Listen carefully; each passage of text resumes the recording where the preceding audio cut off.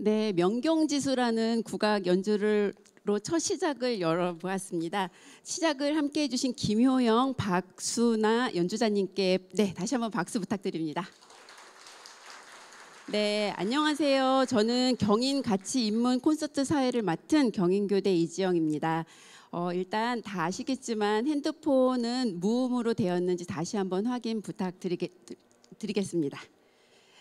오늘 입문 콘서트 강연 첫 시작을 같이 이렇게 함께 하게 돼서 무한한 영광으로 생각합니다. 진우 이음 첫 개관식이고 그 첫 시작을 입문 콘서트로 시작하고 있습니다.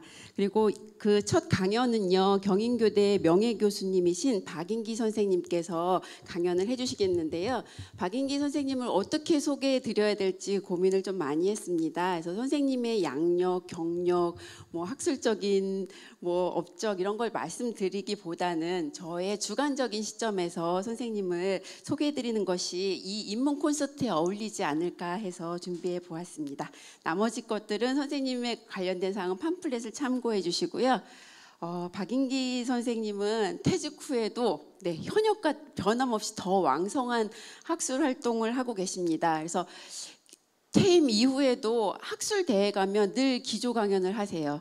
그리고 2주 후에 다른 학회 가면 또 기조 강연을 하세요. 그리고 한 달 후에 또 다른 학회에 가게 되면 역시나 기조 강연을 하고 계십니다. 그래서 어떤 분이 그러시더라고요. 퇴직 후에 새로운 직업을 얻으셨는데 프로 발제로라고 이러한 직업을 얻으시기도 했는데요. 왜 그렇게 하실까 이렇게 좀 생각해 보았는데, 일단 풍부한 인문학적인 소양을 가지고 계시고요. 이 사회 문화적인 현상에 대해서 통찰하시는 그런 면이 있으시기 때문에 어떤 현상을 보시게 되면 여기에서 늘 이슈를 발견하시고 어젠다를 만들고 이걸 또 재개념화하고 의미화하면서 이 의미들을 더 이렇게 풍부하게 해줘서 그 학회든 어떤 대회이든 모든가를 약간 풍성하게 해주시는 그런 탁월한 능력을 갖고 계시지 않나. 거기에다 또 거절을 잘 못하셔서 어떤 학회만 할 수는 없어서 이 학회 하면은 또 하시고 저 학회 하면은 또 하시고 학회장 바뀌시면 또 하시고, 그래서 진정한 프로 발제로로 거듭나시지 않았나라고 생각합니다. 그리고 박인기 선생님은 탁월한 이야기꾼이십니다. 그래서 선생님은 좀 전에도 잡문이라고 이렇게 표현을 하시는데요. 약간 일상의 삶의 이야기들을 이렇게 하나로 엮어가지고 의미 있는 글로 많이 발표하시기도 하는데, 특히 한국교총에서 발간하는 한국교육신문 새교육 칼럼에 진짜 오랜 시간 글을 올렸는데 좀 전에 들으니까 200회로 일단 좀 마무리하셨다고 합니다.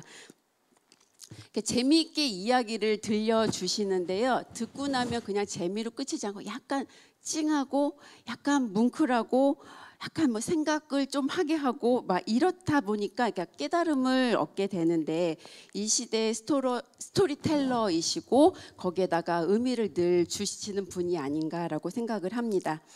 여기서 그치지 않으세요. 그래서 페북을 왕성하게 활동을 하고 계셔서 저는 페북을 하지는 않는데요. 진짜 소통력이 뛰어나십니다. 그래서 페북에서 만난 친구를 오프라인에서 만나고 그 친구의 친구를 또 만나고, 그래서 어떤 분이 저한테 박인기 선생님 만나게 해달라고 페북에서 봤는데 뵙고 싶다고 이런 일도 있는데요. 이 시대에 나이를 막론하고 계속 소통하시는 그런 분이라고 생각합니다. 그래서 그야말로 오늘 이 자리에 가장 어울리는 분이 아닐까 생각합니다. 학식과 덕망이 그야말로 풍부한 박인기 선생님을 오늘 이 경인 가치 입문 콘서트의 첫 강연자로 모셨습니다. 선생님을 일단 영상으로 뵙고요. 강연을 통해서 듣도록 하겠습니다. 강연의 주제는 이름의 이유, 존재의 이유입니다. 영상 먼저 보시겠습니다.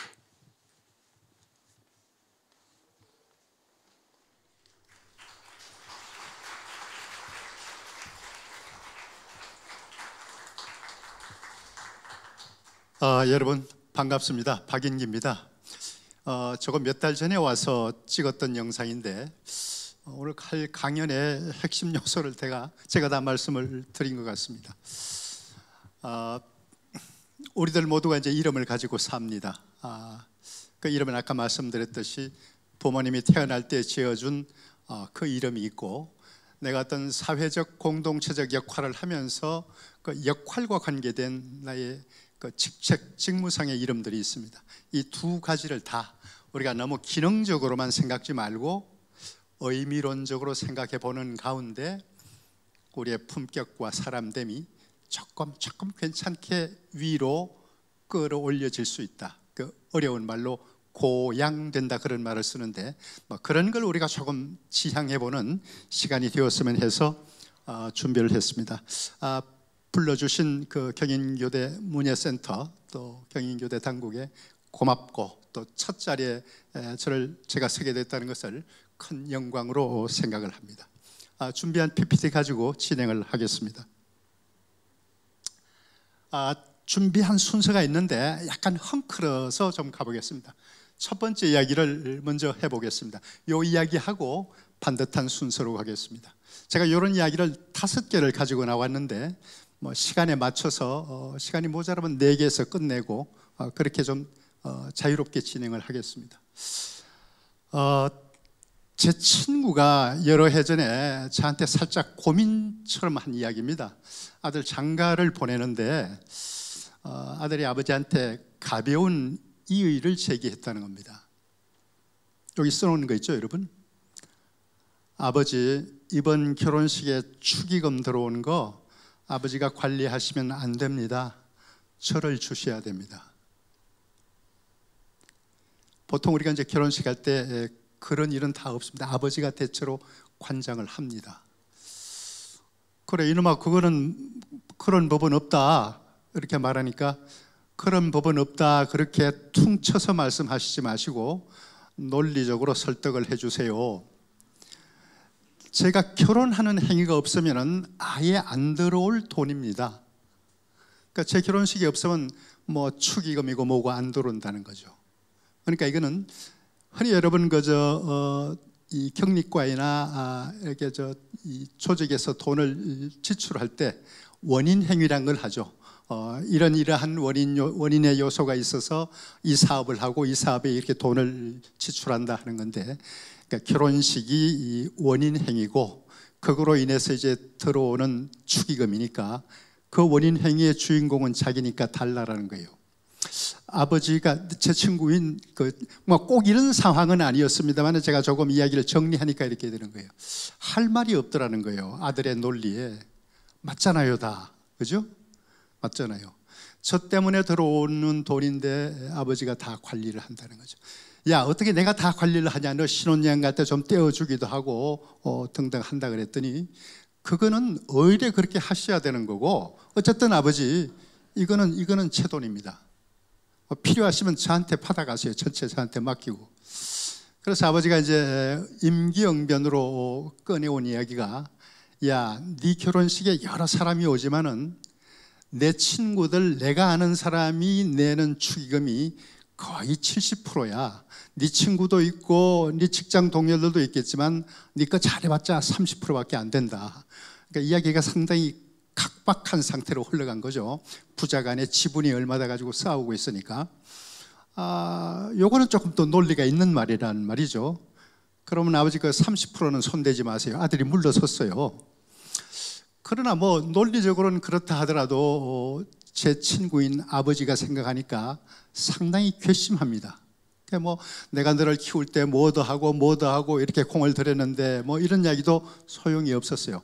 부모가 자식을 낳으면 그렇게 하는 건 어느 부모나 다 하는 거라는 거죠. 야, 이거를 어떻게 하면 좋겠냐. 뭐 꼭 사태가 이랬다는 건 아닌데 비슷한 상황이었어요. 그래서 제가 집에 와서 좀 연구를 해서 그 전화로 다시 이야기를 해줬습니다. 제 친구한테. 그래서 아들하고 그걸로 너무 심하게 싸우지 말아라. 특히나 장성한 자녀와 싸우는 것은 부모에게 오로지 손해입니다. 그럼 어떻게 하면 되겠냐. 그래서 좋다. 네 말이 다 논리적으로 맞고 아버지가 대꾸할 말이 하나도 없다. 네가 말한 대로 내가 너 축의금 드는 걸 전부 너를 주겠다. 그랬더니 뭐 아버지 고맙습니다. 제 말씀을 이제 이해를 하셨군요. 이러더라는 거예요. 그러면 이제 그렇게 끝내지 말고 이번에는 너로 인해서 이런 축의금들이 들어오지만은 세월이 흘러서 언젠가 나로 인해서 돈이 좀 들어올 때가 있을 거다. 아버지가 그때 너는 거기에 한 푼도 손을 대면 안 된다. 그게 뭡니까 여러분? 아버지 돌아가셔서 장례식 때 들어오는 부의금이지요. 뭐 아버지 돌아가셨는데 이제 관에 들어가서 땅에 묻힐 텐데 그거 뭐 자식 있었는데 절대 그렇지 않다. 이번 축의금을 네가 다 가져갔듯이 그 돈을 다 내 관에다가 넣어라.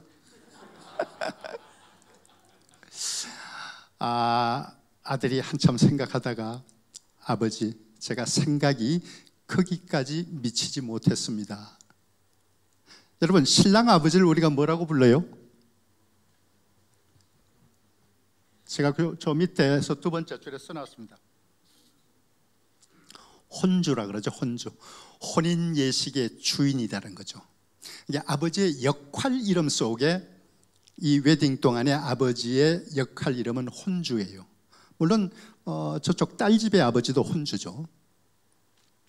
혼인의 주인인 거죠. 물론 이건 우리 문화이기도 합니다. 서양 웨딩에 뭐 아버지가 혼주가 되고 축의금을 아버지가 다 관장하고 뭐 축의금이 있는지 없는지도 모르겠지만은 우리 운적인 어쨌든 이건 우리의 문화인데 그래서 혼주인 거예요. 혼주라는 말, 혼주라는 역할 이름이 생긴 것은 저 이름에 갑하는 역할이 그렇게 있는 겁니다. 아버지가 돌아가셔서 하는 세레모니의 주인을 뭐라고 그럽니까? 그것도 주자가 붙는데 상주입니다. 상을 당했을 때 누가 이 의식의 주인인가? 상주입니다. 상주는 아들이 하죠. 근데 아까 그 말도 맞아요. 자식 결혼시킬 때 들어오는 축의금의 70%는 아버지 것이고 부모가 돌아가셨을 때 들어오는 부의금의 70%는 아들의 친지들이 가져다 주는 대체로 그렇게 되죠.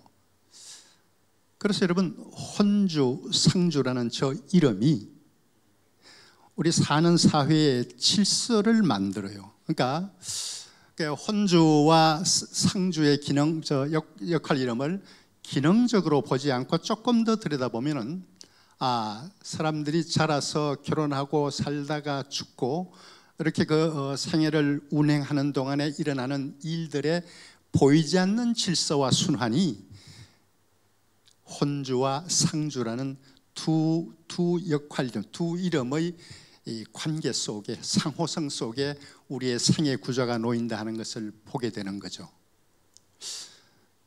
그래서 저는 리더들이 가져야 할 뭐 여러 덕목들 우리가 많이 이야기합니다만은 이렇게 긴 프레임으로 문제나 사태나 프레임을 확장해서 보는 눈, 바짝 앞에 닥친 것만 논리적으로 따지지 않고 그런 점을 강조를 합니다.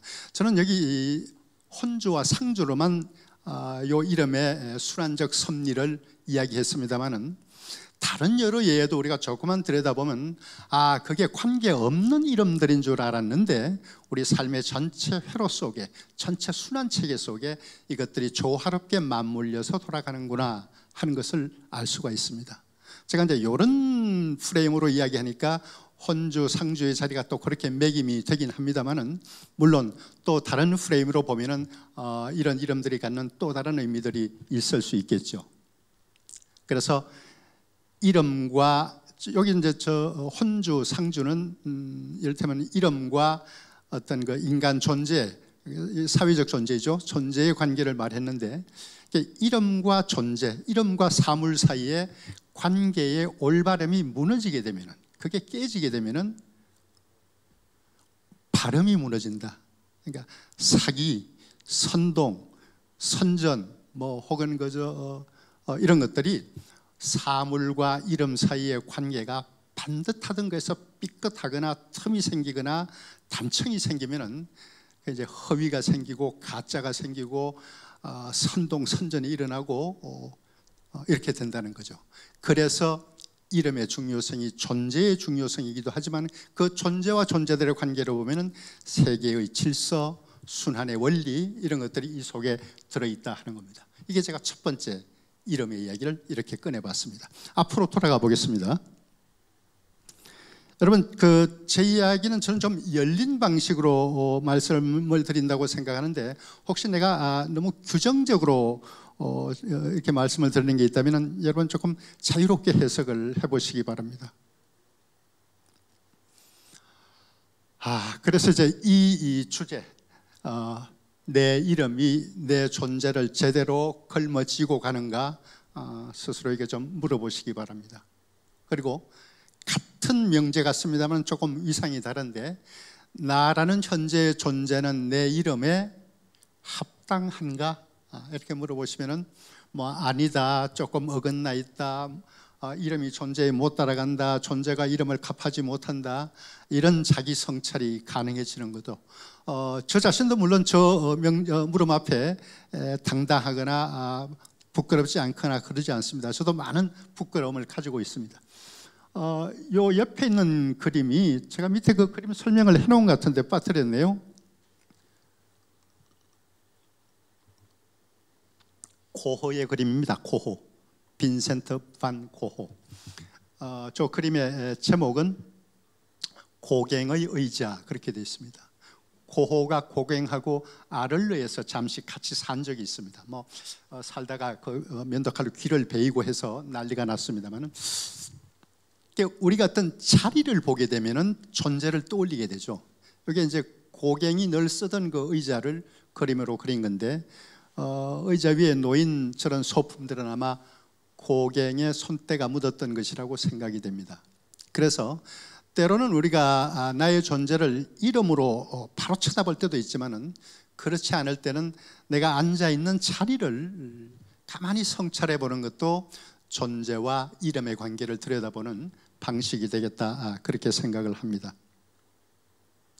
그래서 오늘 제 그 강의에서 이런 물음들을 좀 던져보는 거죠.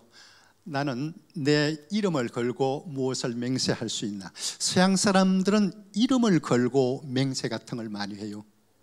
기독교, 천주교든 개신교든 그 교회 나가시는 분들은 예수님의 이름으로, 예수의 이름으로 하는 것들이 도처에 나오는 걸 볼 수가 있습니다. 그러니까 기도할 때마다 예수의 이름으로 기도드립니다, 그러잖아요.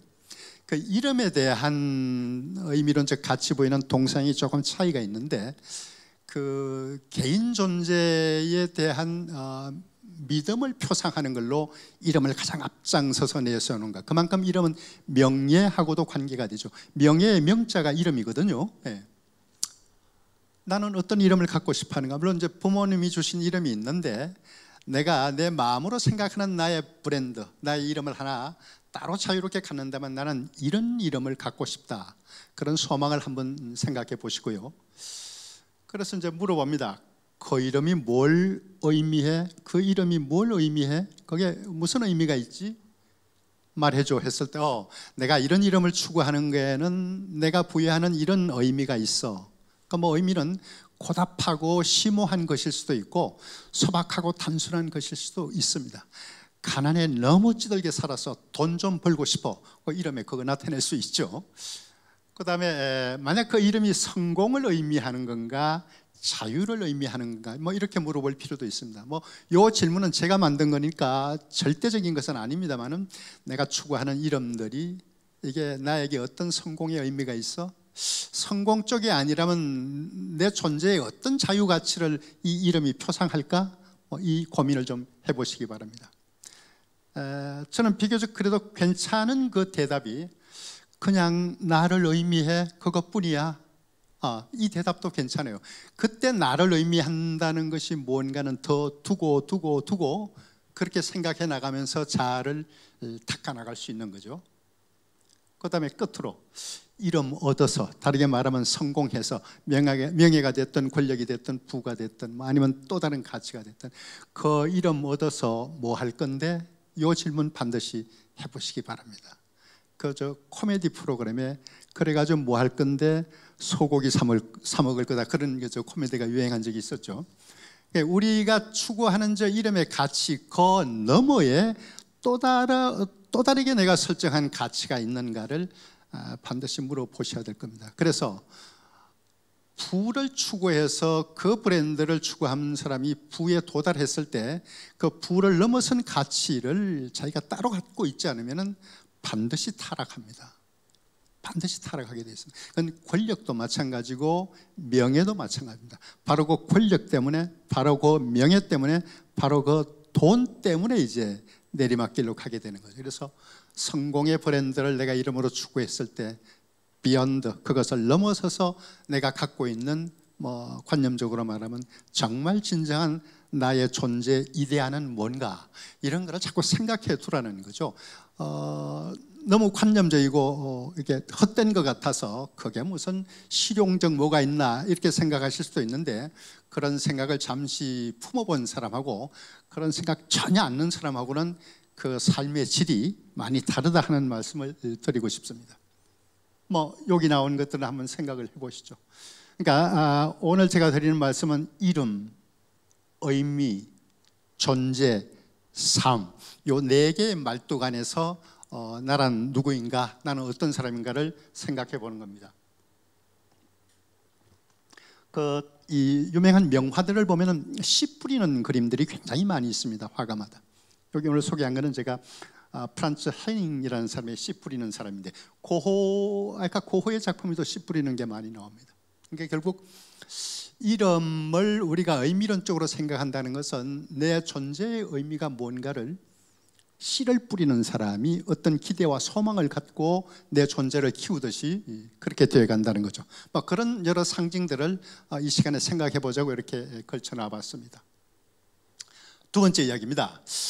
아까 이제 이름이 그렇게 소중하다고 그랬는데 또 다른 그 철학적 의문, 철학적 회의. 이름이 혹시 나를 가두는 감옥은 아닌가? 나 이 이름으로부터 도망치고 싶어. 이 이름으로부터 자유롭고 싶어. 그것도 역시 중요한 이름과 관계된, 혹은 내 존재와 관계된 철학적 물음이다 하는 생각을 하고 싶습니다.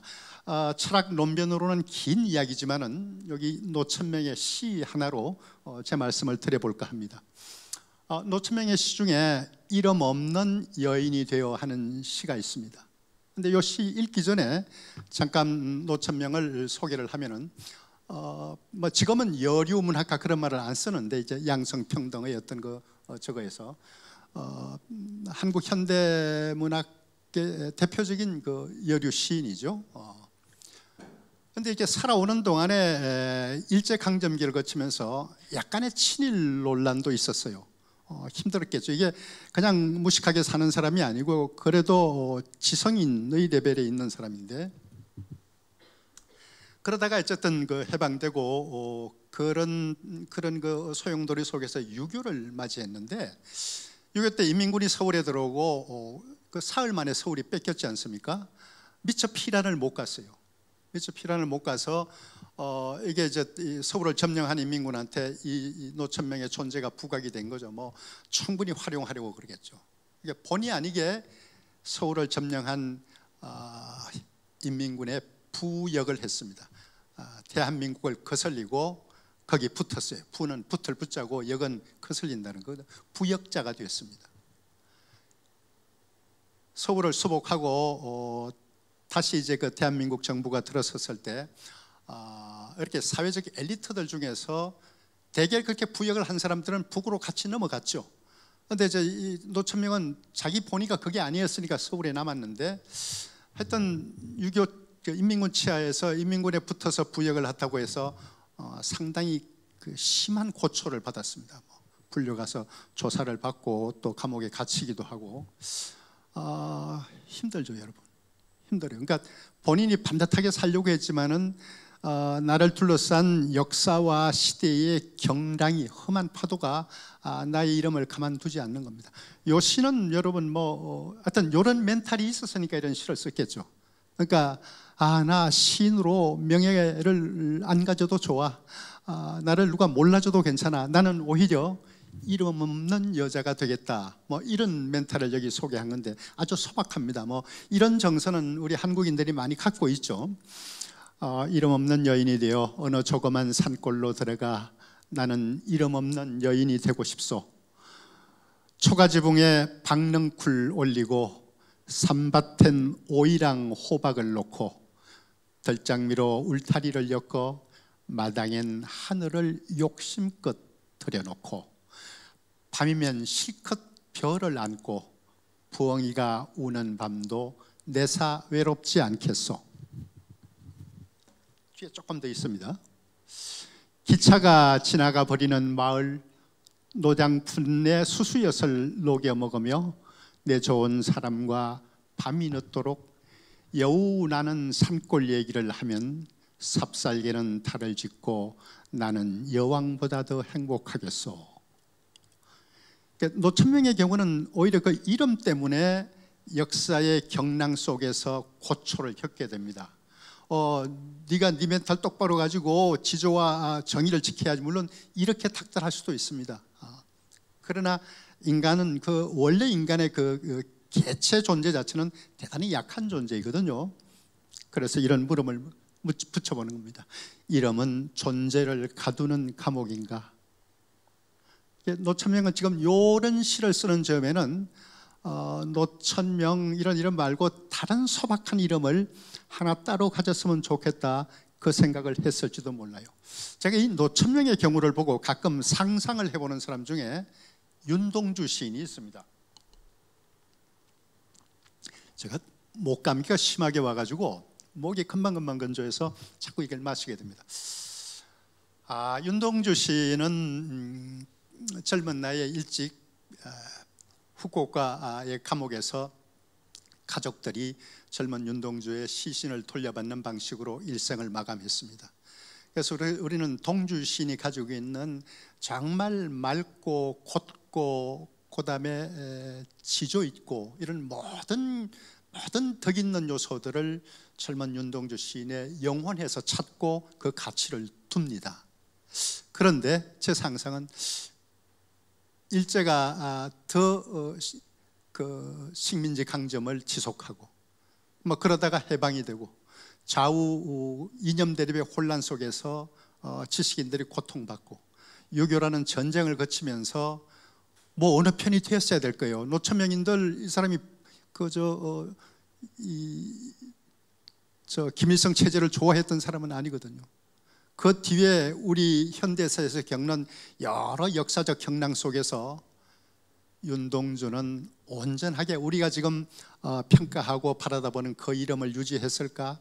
아마도 힘들었을 겁니다.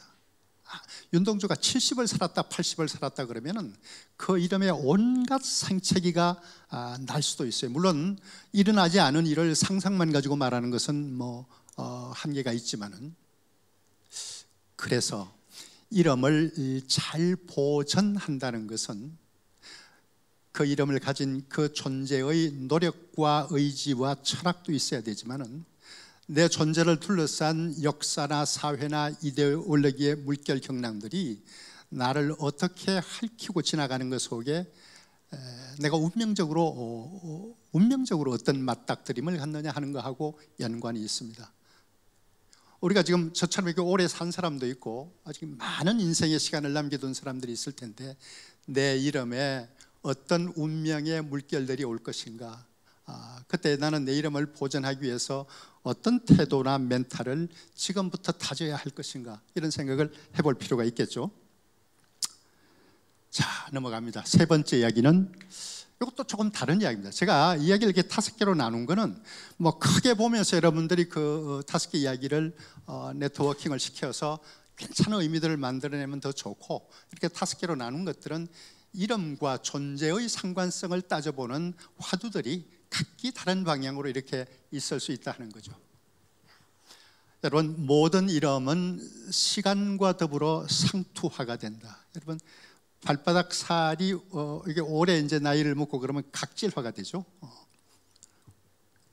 이름도 마찬가지입니다. 더 넓게 말하면 모든 언어는 상투화가 되고 각질화가 된다 하는 겁니다. 제가 여기 몇 개 질문을 드렸습니다. 충무로 지나가실 때 뭐를 떠올리십니까? 그냥 조건 반사적으로. 충무로 영화로 유명한다니까 영화와 관계된 여러 장소들도 있습니다. 영화 떠올립니다. 근데 충무로라는 이름을 처음 지을 때는 뭐 영화 아니면 거기 냉면집도 많습니다. 또 먹거리에 관심 있는 사람들은 다른 그 맛집들 생각하겠죠. 근데 충무로라는 저 이름, 이순신 장군 생각해보라고 지은 거예요. 근데 충무로 지나가는 분들한테 한 10분 그냥 랜덤으로 물어보면 아마 이순신 생각한다는 사람 거의 없을 거예요. 이 거리에 오시면 뭐를 생각하십니까? 그러면 맛집, 극장, 영화 아니면 뭐 유흥업소, 동국대학 학생들은 우리 학교가 생각납니다 그러더라고요. 그 충무로 끝나는 자리에 있으니까. 근데 저 이름 처음 지을 때는 그래, 한국 사람으로 이 거리에 왔으면 이순신 한번 생각해봐. 을지로는 누구 생각하라고 지은 거예요? 을지문덕입니다. 저는 을지로 지나갈 때 을지문덕 거의 생각을 못하고 지나가요. 어디서 내려야 되나, 롯데백화점 어디 있나 그러고 찾아가는 거죠. 그러니까 그런 것들은 다 이름이 가진 기능적인 작용이거든요. 그러니까 우리 이름도 출석번호로 내 이름을 부르고 주민등록에 내 이름을 올리고 이런 것은 다 내 이름을 기능적으로 쓰는 겁니다. 내 존재의 깊은 본질 가치하고는 조금 떨어진 상황이죠. 우리 동네 이야기 물어보겠어요? 작전동 옆에 있습니다. 그죠? 작전동 그럼 여러분 뭐를 떠올리세요? 군대 갔다 온 사람은 작전하는 거 생각해요. 그때 정말 무릎팍 까지게 혼났지. 작전동의 작전을 그렇게 생각하는 사람들 한글로 쓰니까 이제 그렇게 가는 거죠. 작전동은 여러분 의미론적인 뜻이 뭐예요?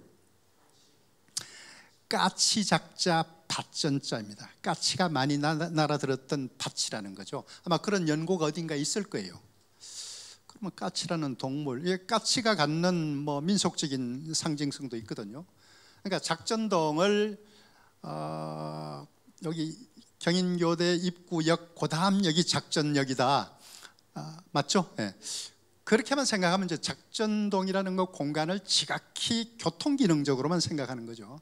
근데 저기 까치밭, 까치가 날아들던 밭이 있었다 하는 걸 생각하면서 요 공간이 가지고는 역사적이고 민속적인 그런 상징까지 다 떠올린다면, 더구나 이제 여기와 연고를 맺고 사는 사람들에게는 특별한 의미가 되는 거죠. 뭐 저 질문 드렸을 때 까치를 바로 떠올리는 사람은 저는 그렇게 많지 않다고 생각해요. 이런 거는 이제 향토애와 관계되는 것들이겠죠. 제 이름은 박인기입니다. 박인기가 무슨 뜻인가? 그러면 뭐 제가 역할 속에는 연구원도 했었고 교수도 했었고 학교 선생도 했었고 방송국 PD도 했었고 또 무슨 친목회 회장이기도 하고 이런 것들이 다 저의 그 역할과 관계된 이름인데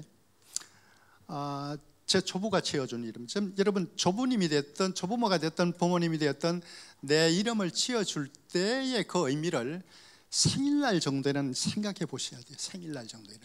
그리고 밑에 가족들이 모였을 때는 이름 지어주실 때 우리 아버지가 우리 할아버지가 이렇게 지어주신 거다라고 한번 그 의미를 짚어보는 것만으로도 가족 공동체가 상당히 진지한 이념 공동체로 갈 수가 있습니다. 뭐 이념이란 말이 좀 너무 하긴 하지만은 성은 박씨니까 어쩔 도리가 없어요.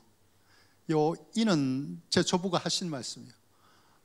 네가 범해에 태어났으니까 일단 호랑이인 그런 뜻이 하나 있고 옥편을 찾아 한자 사전을 찾아보면 저 이는 동쪽 나라라는 뜻이 있습니다. 동방인, 동쪽 나라. 그러니까 범인, 호랑이인, 동방인 뭐 한자가 한 가지 뜻만 가진 건 아니니까 기자는 항열자예요. 우리 제 박씨 집안에 쭉 내려오는 저거는 오행에 따라서 짓는 거죠. 그래서 호랑이 해에 태어났다라는 그 상징성도 있고, 그래서 초보가 생각한 거는 호랑이 그거는 두 번째 뜻이에요. 첫 번째가 동방인이 동쪽 나라의 기초가 되라 이런 뜻이죠. 어마어마한 사명입니다. 동쪽 나라의 동쪽 나라의 바탕이 되라, 기초가 되라 하는 건데 뭐 동쪽 나라는 고사하고 제가 제 집안 하나도 잘 짊어지지 못해가지고 끼우뚱 하는데, 그러나 제 조부는 그런 기대를 저한테 주셨어요. 그리고 하나 더 주신 말씀이 있는데, 저 중간에 범일자가 위에 이게 제가 이제 한자에서 간머리라 그러죠. 간머리, 갓을 나타내요. 근데 제 조부가 해주신 말씀은 어쨌든지 네가 좀 높은 벼슬을 했으면 좋겠다. 이거는 부모가 가지는 육친의 사랑이에요. 그러니까 높은 벼슬을 했으면 좋겠다. 저는 뭐 특별히 높은 벼슬은 못했습니다. 관 쪽으로 벼슬 쪽으로 나가지는 못했으니까 그냥 공부하는 학자가 된 것인데, 그래 제 밑에 동생 셋이 있는데 전부 저렇게 중간 글자는 간머리가 들어가는 그런 한자를 해줘요. 그러니까 손주들이 모두 그 벼슬을 높게 했으면 좋겠다라는 할아버지의 세속적 소망이 들어있는 거죠. 어쨌든 이렇게까지만 요 이름을 의미론적으로 짚어도 부모님 생각도 나고 할아버지 생각도 나고 여기까지 올라가라고 그랬는데 내가 여기서 그냥 허우적거리고 있네, 자기 반성도 나타나고 그렇게 되는 거예요. 그러니까 자녀들에게 이름을 지어줄 때도 생일날 그냥 피자하고 무슨 콜라만 잔뜩 사다 줄 게 아니라 네 이름을 지을 때 이런 포부와 소망이 아버지에게 엄마에게 있었단다. 그게 가정교육입니다. 그러면 제가 반성할 것도 많고 또 뭐 여러 가지 저 기대에 조금이라도 부응해야 되겠다라는 생각을 가지게 되는 거죠. 물론 저 이름에 저항할 수도 있습니다. 저항할 수도. 이렇게 이름에는 뭔가 의미와 기대와 소망을 씨앗처럼 심어두는 내 육친들의 소망이 담겨 있다는 거죠. 그런데 이제 우리는 이거 거의 생각 않고 삽니다. 그냥 내 이름을 기능적으로 사용하기에도 바쁜 거죠.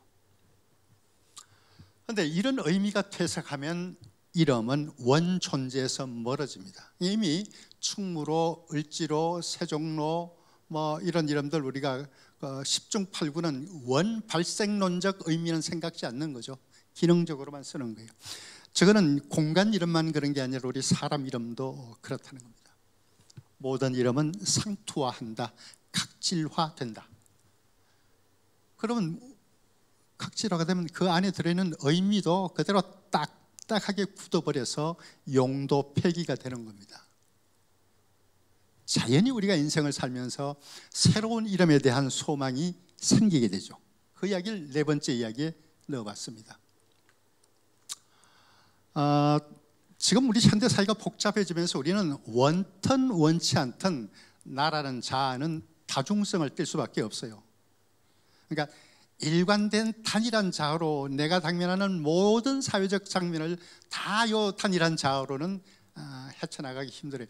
그렇게 살면은 아마 판판히 손해보거나 융통성이 없다는 이야기를 듣거나 직장에서는 쫓겨나거나 그렇게 될지 모릅니다. 그래서 다중적 자아를 가지게 됩니다. 이 다중적 자아에 대해서 우리는 뭐 내가 분열되는 거야?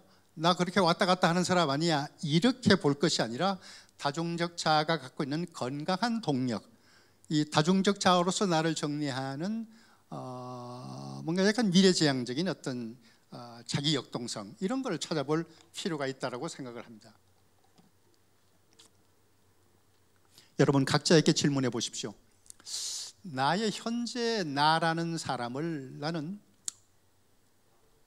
현재 나됨의 정체성을 한 세 가지쯤 말하라면 무엇 세 가지가 있을까? 그 세 가지는 각기 다를 수 있고 그 세 가지는 때로는 충돌할 수도 있습니다. 근데 이건 뭐 현대사회에서 어쩔 수 없는 우리 그 자기 분열인데, 그래서 기왕에 분화된 자기 정체성이 이렇게 다중적으로 있게 되면은 그 다중적 정체마다 건강한 활력과 자기 긍정을 풀어넣어 주는 게 좋습니다. 그래서 내가 다중의 자아마다 적절한 이름을 하나 가지는 것도 좋아요. 별명이 돼도 좋고 아니면 그걸 다른 무슨 이 물건 상징으로 나타나는 내가 좋아하는 그 물건 속에 그런 나를 투사시켜도 좋고. 그래서 그 정체성끼리 혹시 충돌은 없나요? 그렇게 물었지만 사실 본질적으로는 충돌하는 것들이 많습니다. 제가 이렇게 고상한 이야기를 하지만은 저도 어쩌다가 주식 투자를 조금 해놓고 주가가 떨어지면 엄청 고민합니다. 야, 그 물질적인 것에 너무 그렇게 함몰되지 말라 그러는데 왜 그래 박 교수, 이런 이야기 들을 수 있거든요. 그러나 이 양쪽 면들을 다 거느리고 살 수밖에 없는 것이 현대인의 모습이에요. 그래서 그렇게 분화되고 다중화된 자아를 각기 긍정화하는 동력을 심어주는 그런 이름들을 좀 가질 필요가 있다라는 생각인데, 그 방식은 여러 가지가 있겠습니다만은 제가 인문학적으로 볼 때는 우리 조상들이 가졌던 전통 중에 원 이름 말고 아호를 만들어서 쓰는 게 있습니다. 이게 뭐 양반 문화의 일종이다 그렇게 볼 수도 있는데, 그러나 그런 그 계급적 관점 말고 저는 현대인들에게 필요한 자기 브랜드 갖기에 한 방식이라고 생각이 됩니다. 내 존재를 의미화하는 이름 만들어서 쓰자.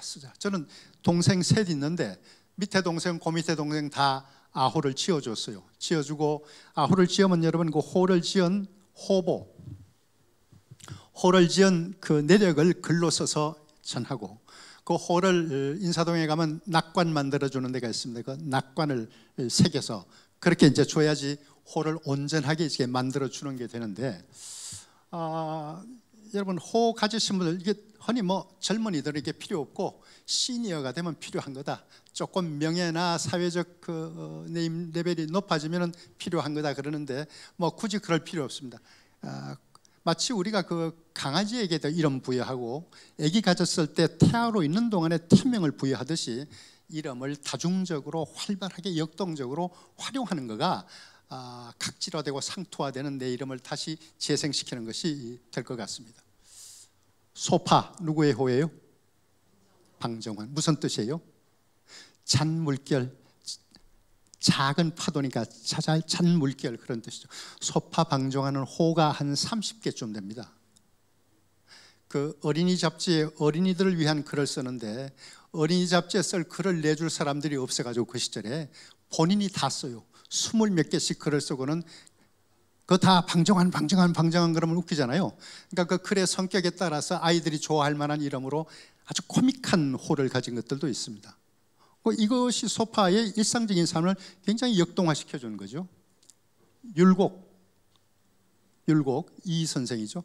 평범합니다. 밤나무꼴이에요. 밤나무꼴.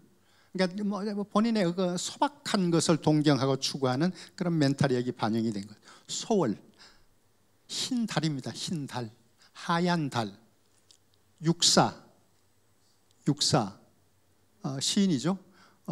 깜빵에 갇혀 있을 때 수인 번호랬던가 뭐 깜빵 번호랬던가 264호실이었는데 그거를 호로 가져갔습니다. 그 사건 자체가 자기 존재에 엄청난 의미가 있다는 것을 이렇게 한 거죠. 원 이름은 이원록 그렇게 돼 있죠. 휴휴, 저는 이 호가 마음에 들어요. 쉬고 또 쉬자. 고려 때 제왕운기를 쓴 이성휴라는 분의, 이분도 호가 여러 개예요. 그 중에 하나가 휴휴인데 저는 이 호를 보는 순간 너무나 마음에 들었어요.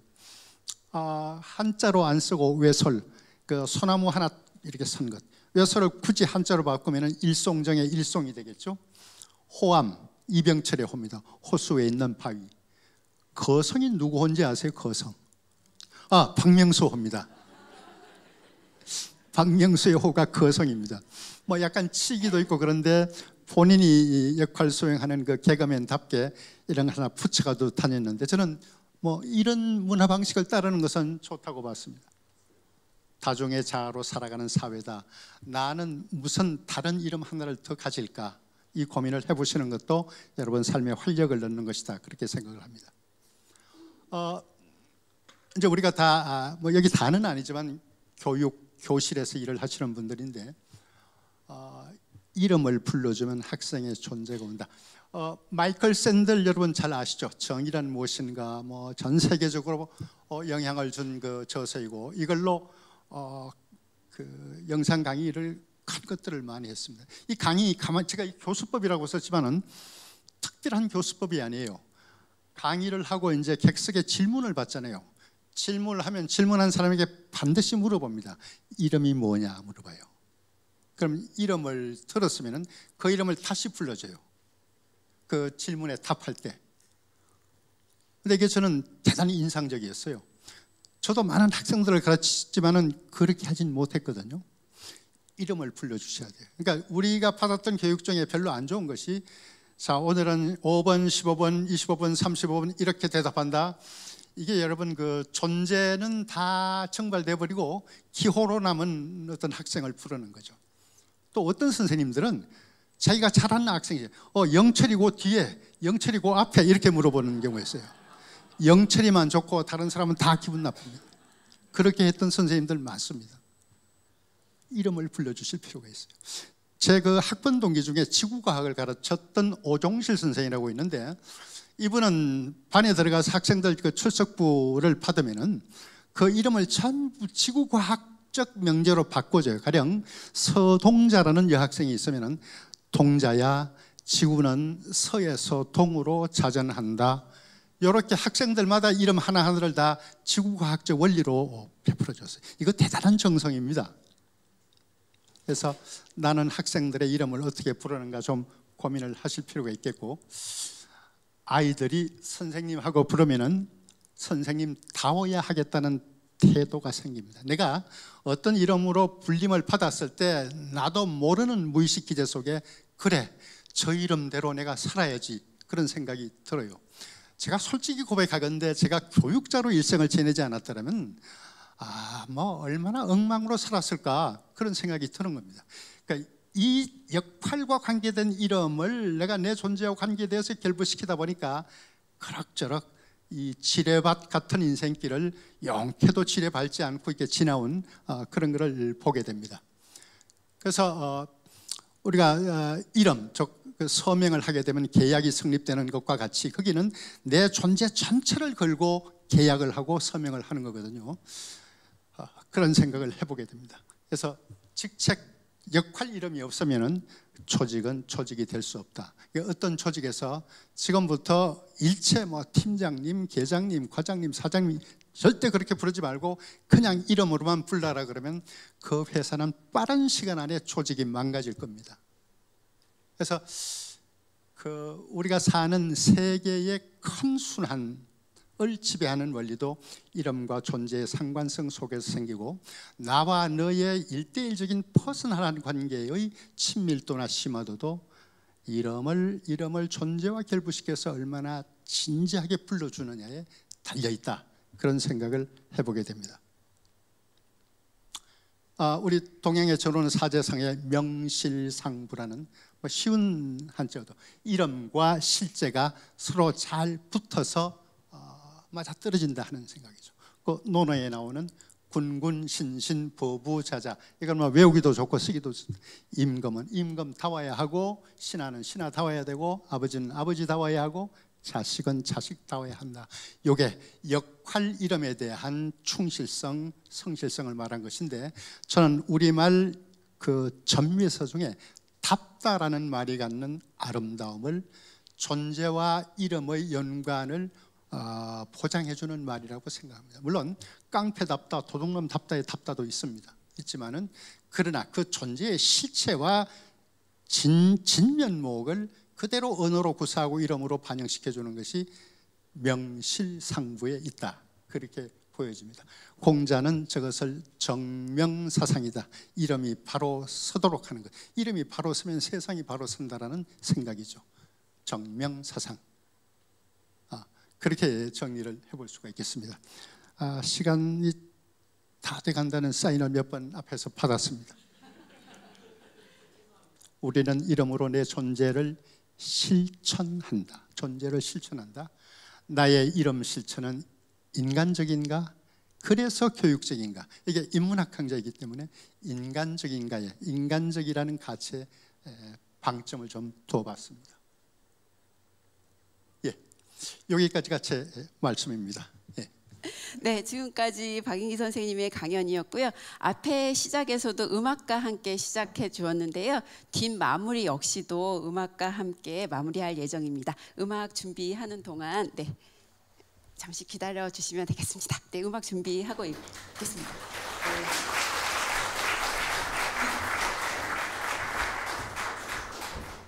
준비하는 동안 그냥 좀 말씀을 드리면 제 이름에 대해서도 생각해 보게 됐습니다. 제 이름은 이지영인데요.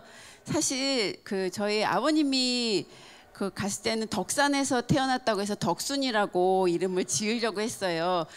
근데 작은 고모가 그거 알고 깜짝 놀라가지고 동사무소 가서 이지영으로 바꿨다고. 저희 작은 고모 성함이 이향순이거든요. 그래서 그 일이 갑자기 생각이 났는데, 보통은 꽃뿌리 영자를 쓰거든요. 근데 저는 지혜 지자에다가 길 영자를 씁니다. 근데 이름이 흔하다 보니까 늘 지영일, 지영이 여러 가지 늘 이렇게 붙어서 왔는데 또 지혜가 길다 그래서 약간 대기만성형 이름을 갖고 있지 않나 생각합니다. 그래서 덕분에 오랫동안 공부하게 됐고요. 그래서 그 이름의 존재, 뭐 이름의 이유가 다 있고 그 어쩌다 이름이 됐는데 저희 존재까지 갖고 있지 않나라고 생각하게 됐습니다. 그래서 박인기 선생님의 강연을 들으면서 여러분들도 다 같이 이름의 이유에 대해서 그리고 존재의 이유에 대해서 생각해 보시면 좋겠습니다. 멋진 공간에서는 항상 음악과 연주가 함께 이어집니다. 그래서 저희 마무리도 역시 연주로 이렇게 마무리 짓도록 하겠습니다. 잠시 대기해 주시면 감사하겠습니다.